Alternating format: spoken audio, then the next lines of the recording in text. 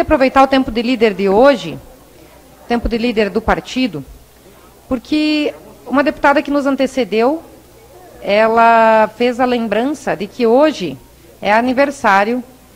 do ex-presidiário, ex-condenado, né, agora, Luiz Inácio Lula da Silva, que está comemorando aí 76 anos de idade.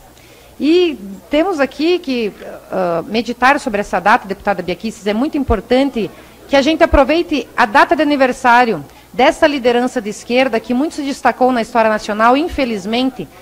vindo a ser presidente da República e deixando um legado nefasto para o Brasil, né? Nós vimos aqui a deputada Gleisi falar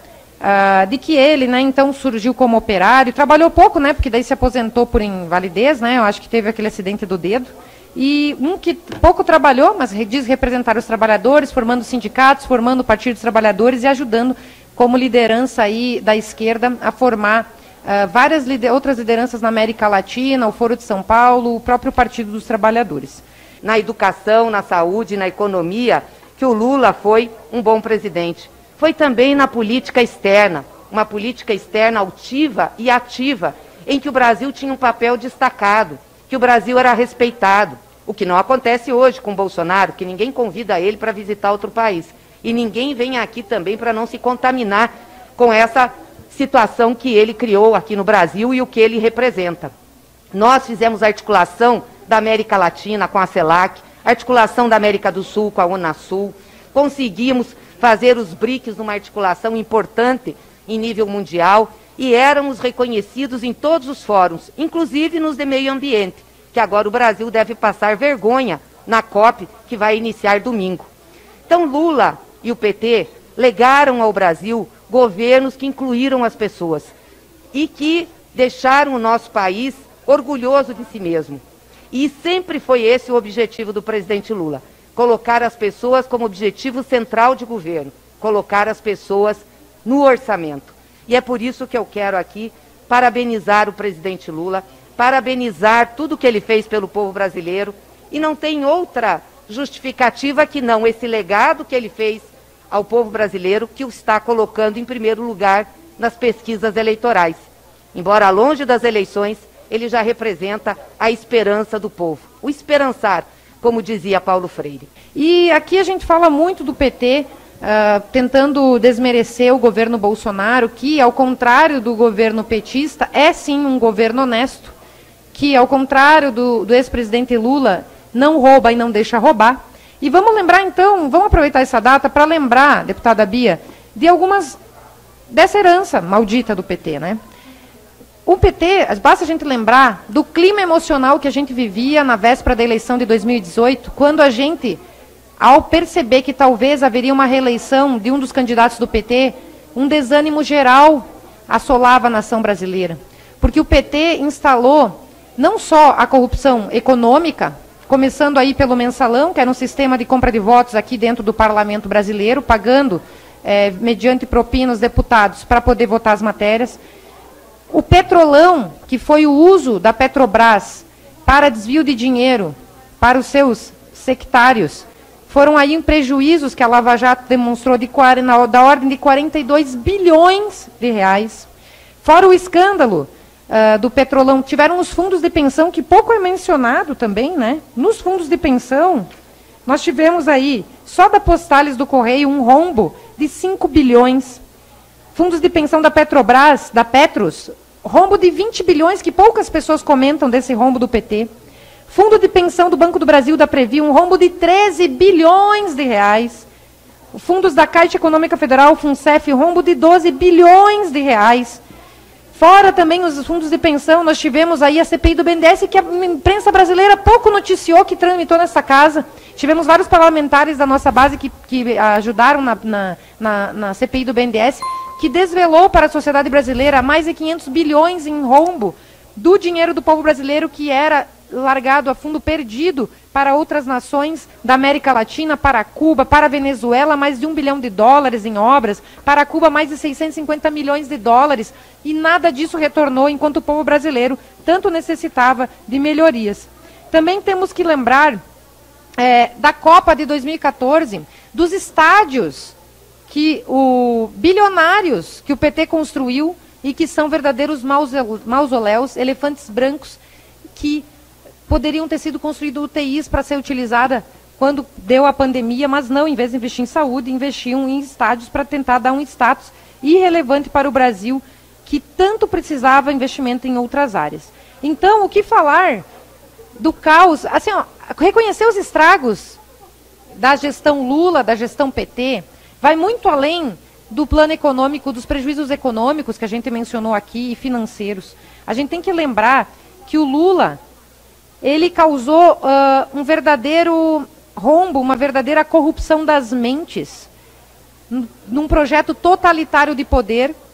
que foi tentado implementar durante a vigência dos seus 2 mandatos e posteriormente com a presidente Dilma, e iria seguir esse projeto totalitário do poder, onde eles desarmaram a população contra a sua vontade, onde havia uma sistemática invasão de terras, de propriedades privadas, e o caos e o terror no campo que era instalado pelo PT.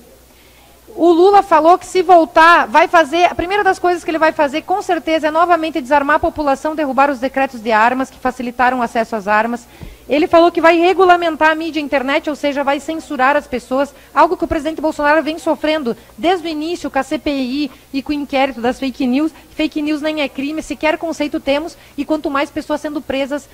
ao exercer sua liberdade de expressão. Então imagina se eles estivessem no poder. Se hoje eles fazem isso com o Bolsonaro no poder, Kicis, se eles estivessem no poder, todos nós já estaríamos presos. Todo mundo que divergisse da suposta defesa democrática da esquerda, que nada mais é o totalitarismo, a defesa de uma ideologia comunista e socialista, nós estaríamos todos presos por defender a liberdade de expressão. Então, esse projeto totalitário, né, que o PT sempre engendrou, nós temos que meditar no dia de hoje, aproveitar, porque ano que vem vai ter eleição, e o nosso Supremo Tribunal Federal, quando voltou a julgar, relembrar e viver, voltou a deliberar sobre a prisão em segunda instância, mudou o seu entendimento e liberou Luiz Inácio Lula da Silva em 2019. Ele foi solto, mesmo tendo sido condenado em privé. O Lula, para concorrer o ano que vem à presidência da República, como líder carismático da esquerda, nós temos esse perigo iminente no Brasil. E nós não podemos deixar de relembrar toda essa herança que até hoje não resgatamos da recessão econômica, desses rombos das estatais, que hoje sim dão lucros no governo Bolsonaro, porque o governo Bolsonaro não rouba e não deixa roubar. Então, muito além de falar aqui de uma corrupção econômica, a gente tem que lembrar de uma corrupção social, de uma corrupção moral, de uma corrupção psicológica que as más ideias esquerdistas causam nas mentes das pessoas, e que esse perigo está à solta e pode vir a nos assombrar o ano que vem, onde nós seremos calados de vez, não teremos mais liberdade no nosso país, vamos ser afrontados com novas invasões sem terra, sem direito à legítima defesa, sem direito ao acesso às armas, e vamos ser novamente, por meio desses métodos populistas que a esquerda adota, nós temos esse perigo do Lula solto, ex-presidiário, ex-condenado, e temos que lembrar, deputada Bia Kicis, que essa herança desses 11 ministros que nós temos no Supremo Tribunal Federal, salvo engano, são 7 que foram nomeados na era PT, e o ministro Fachin está querendo reavivar a questão indígena no Brasil, onde tinha sido limitada novas demarcações, botando o marco temporal de 88, e está querendo rediscutir essa matéria, que foi consolidada na Raposa Serra do Sol, podendo vir demarcar não só 13% do território nacional, que já está demarcado, mas mais 14% do território nacional. E os índios serão os maiores latifundiários do Brasil, sendo que temos menos de 1 milhão de índios. Só Santa Catarina, que representa 1% do território nacional, tem 7 milhões de habitantes, e agora vamos imaginar 30% do território nacional para menos de 1 milhão de índios. Então, isso se trata muito além da questão indígena. Isso aqui é uma questão político-partidária que está sendo utilizada pela esquerda, normalmente em terras produtivas, alijando dali pessoas que têm títulos de terra há mais de 100 anos, pessoas que vieram ajudar a edificar a nação brasileira e vão ser expurgadas. Essa aí é um dos ministros que foi nomeado na era do PT, que está dando mais essa herança para a gente aí, que é muito perigosa e não está sendo discutida aqui nesta casa. Então, no dia de hoje, é um dia a se lamentar, é um dia se meditar sobre o que Luiz Inácio Lula da Silva e o que o PT e a esquerda representam para o Brasil. Representam o atraso, representam o populismo, representam a corrupção econômica, social e moral. E se nós não cuidarmos, não vigiarmos e não defendermos as boas ideias e principalmente a liberdade de expressão e a soltura de todos os presos políticos que temos no Brasil hoje, nós corremos o risco de virarmos uma Cuba e uma Venezuela se a esquerda voltar o ano que vem. Então vamos aproveitar essa data para meditar sobre o que queremos para o Brasil. E defendendo, sim, o presidente Bolsonaro, que foi um dos únicos que lutou pela liberdade, pelas liberdades civis na época da pandemia. Relembrando aqui que foram, sim, lamentamos as 600 mil vidas, mas exaltamos os mais de 20 milhões de curados do Covid e ressaltamos todos os esforços do governo federal em auxiliar nessa época de pandemia e moralizar o Brasil. Então, fora Lula, condenação ao Lula por todos os crimes morais, econômicos e sociais que fez ao Brasil. Muito obrigada, presidente. Muito obrigada, deputada Carol. Em virtude